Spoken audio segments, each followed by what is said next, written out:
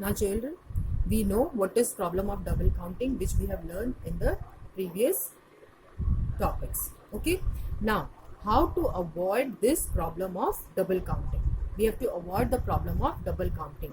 So I'll take an example and I'll explain you how to avoid the problem of double counting. Just see the example. There is phases of production I have taken. Farmer who produces wheat. Next is the miller. The wheat goes to the miller and he makes the flour. And next, from the flour, the baker makes the bread. Okay, just see the output I have taken. Farmer, the wheat. Miller, the flour. With the help of the wheat, flour is made, and with the help of the flour, the bread is made. The output of all the three individuals. Now suppose the sales of the farmer is rupees 500. Okay, rupees 500 is the total sales of the farmer. Wheat, his sale is rupees 500. There is no intermediate consumption for the farmer. Therefore, value added is what? We have learned the formula of value added. It is sales minus intermediate consumption. 500 minus 0, it is equal to 500. Okay, now this 500. Next, the miller, he produces this one, flour, and the flour is sold for how much? Rupees 700. What is the intermediate consumption? He purchases for how much? He purchases for rupees.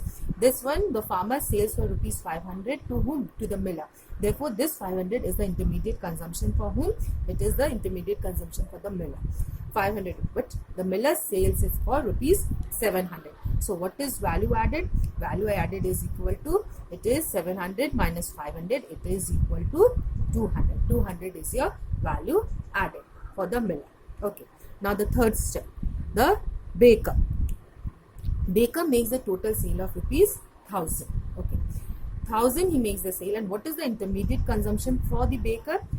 The miller sells the flour to the baker for how much? Rupees 700, and the baker purchases it for rupees 700. This 700 is the intermediate consumption for the baker, and he sells the bread for how much? For rupees 1000. So what is the your value added for the baker?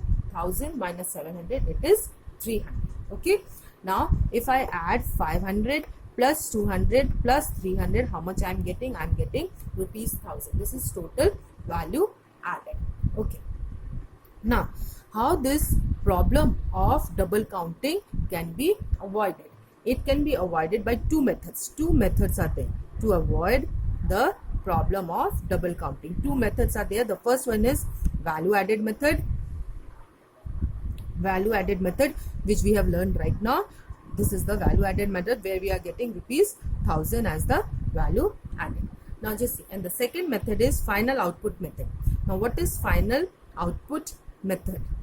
Output method, you know that will take only the sales, will not take the intermediate consumptions. Now if I take the total sales, if I do the total sales, this one 500 plus 700 plus 1000, how much I am getting? I am getting 2200. This 2200, if I take the total sales, it is wrong, because just see, this 500 is already included in rupees 700, and this 700 is already included in rupees 1000.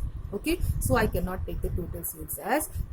Now why I am not taking 2200? Because the same commodity has been charged again and again. If I take this one, on this 500 the tax is paid.